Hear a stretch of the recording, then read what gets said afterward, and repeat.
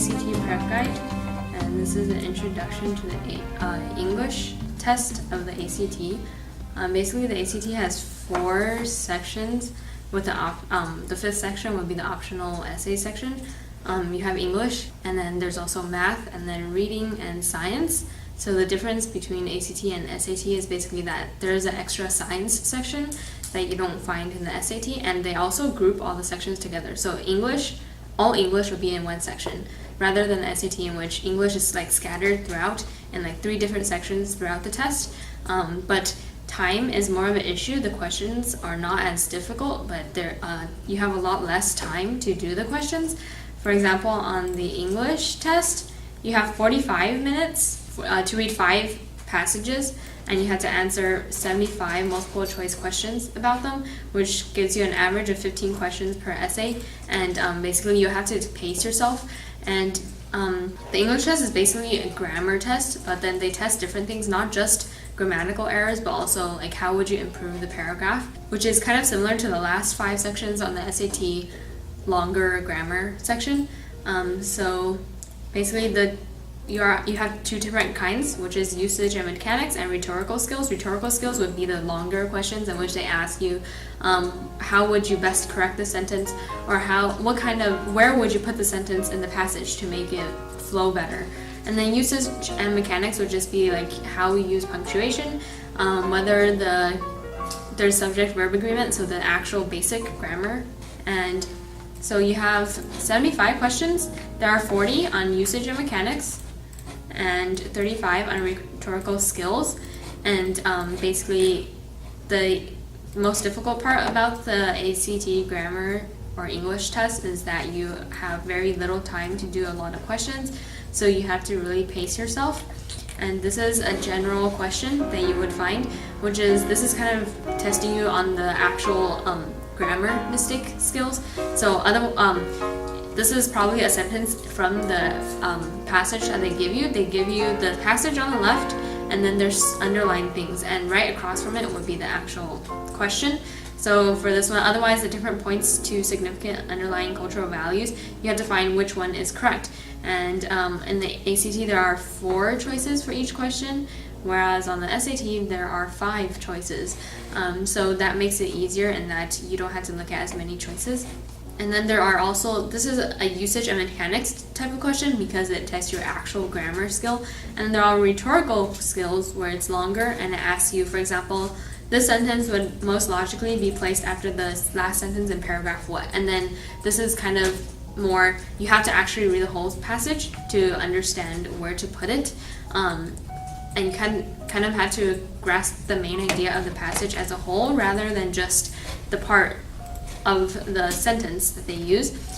So common usage and mechanics questions include punctuation, like commas, apostrophes, colons, those kind of questions. And then another common one would be grammatical agreement. So subject-verb agreement, pronoun antecedent agreement, adjective-adverb agreement. This is also common in the SAT as well. Verb forms, past, present, future. You see this on the SAT often as well. And then pronoun forms and cases. So basically different ways of using there, different ways of using, for example, different ways of using other words that are usually used wrong, like your. Those are also questions. Comparative and superlative, more, smarter, or versus smarter. This is also seen on the SAT. Idioms, this is less common, but is also seen on the SAT. And something that is commonly a question on the ACT is basically the wordiness, which you don't really see on the SAT. But usually there's grammatical errors in which something is too wordy, and then it's not grammatically incorrect. It's just that they're not being concise enough for it to be the right question, right answer. And basically that's something you need to look out for on the ACT test. And writing strategies would kind of be the longer ones, in which they ask you what is the best way to change this sentence. And everything else is pretty, you kind of know what they're kind of talking about. Just strategies that you might want to keep in mind is to pace yourself, because you have very few you have very little time to answer a lot of questions. And be aware of the writing style, because there's different types of styles. Some of them is informal, some of them is like first person, informal. Others are very formal and they're like third person. So you have to pay attention to that to make sure that that helps you answer your questions. Make sure you know the context before you choose an answer. This is very important in the longer questions, because they ask you like, where would you put this sentence or something like that, and that you really need to know what they're talking about first before you actually choose the right answer. Be aware of connotations. Examine the underlying portions and then see if there's a stated question. Basically, the easy part about this is that the question will be right next to the underlying portion, so you really just need to read the sentence it's in.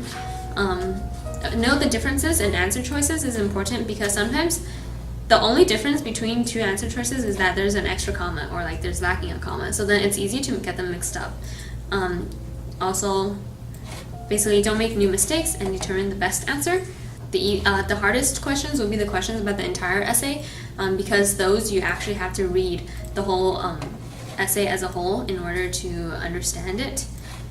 And other things about these would basically be that pretty much this is what the ACT reading section would look like. The passage is on the left, and they made it easy in that the question is right next to whatever is underlined. So you just look at that and try to find which would be the easiest or which would be the correct ways to solve this. And generally each passage has about 14-15 questions. So there would be 15 questions, and the longer ones that are kind of about the passage as a whole and which are harder to answer because they're more general is usually at the end.